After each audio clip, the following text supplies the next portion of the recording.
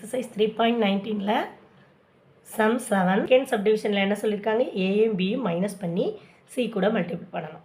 அது வந்து எதுக்கு ஈக்குவல் ஏசியை மல்டிபிள் பண்ணுறதுக்கும் பிசிக்கு மல்டிபிள் பண்ணுறதுக்கும் ஈக்குவல். சப்ராக்ட் பண்ணி எழுதிடலாம் ஃபஸ்ட்டு. ஸோ உங்களோட ஏ மைனஸ் பி என்ன 1 minus 4 minus 3 2 minus 0 2 1 minus 1 0 3 minus 5 minus 2. இப்போ இதை என்ன பண்ணணும் சி கூட மல்டிபிள் பண்ணணும். அப்புறம் மல்டிபிள் பண்ணிங்கன்னா 3 2s are 6 1 2s are 2 6ஐயும் 2ஐயும் minus பண்ணிங்கன்னா 4 பெரிய நம்பர் மைனஸ். இப்போ 0 இங்கே 4 இங்கே 0 மைனஸ் 2 0 மைனஸ் 4 ஃபைண்ட் பண்ணணும் ஏசியையும் பிசியையும். பிசிஏ ஃபஸ்ட்டு சப்டிவிஷனுக்காக ஃபைண்ட் அவுட் பண்ணி வச்சுருக்கோம். இப்போ ஏசி மட்டும் ஃபைண்ட் அவுட் பண்ணலாம்.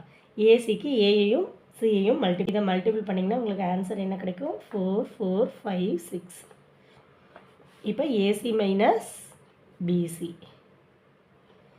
ஏசி இப்போ இது ரெண்டையும் மைனஸ் பண்ணணும். மைனஸ் பண்ணினா என்ன கிடைக்கும் உங்களுக்கு 4லேருந்து மைனஸ் 4 4லேருந்து 0 போச்சுன்னா 4 5 மைனஸ் 7 மைனஸ் 2 6 மைனஸ் 10 மைனஸ் 4. இப்போ எங்கேயோ வந்த ஆன்சர் மாதிரி இருக்குது. இது ரெண்டுமே equal. First equation second equation.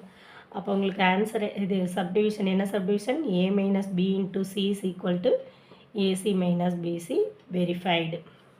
Next third subdivision. இப்போ ஏ மைனஸ் பி என்னது -3 அதை டிரான்ஸ்போஸ் பண்ணி அப்படியே எழுதிக்கிறேன் 3 2 0 -2. ஏ டிரான்ஸ்போஸ் வந்து உங்களுக்கு என்னது ஏ அப்படியே டிரான்ஸ்போர்ட் பண்ணிக்கலாம் 1 2 1 3. அதே மாதிரி பிஏ டிரான்ஸ்போஸ் பண்ணிக்கலாம் 4 0 1 5. இப்போ இதை சப்ராக்ட் பண்ணிங்கன்னா என்ன வரும் 1 minus -3 1 minus 1 0 2 minus 0 2 3 minus 5 minus 2.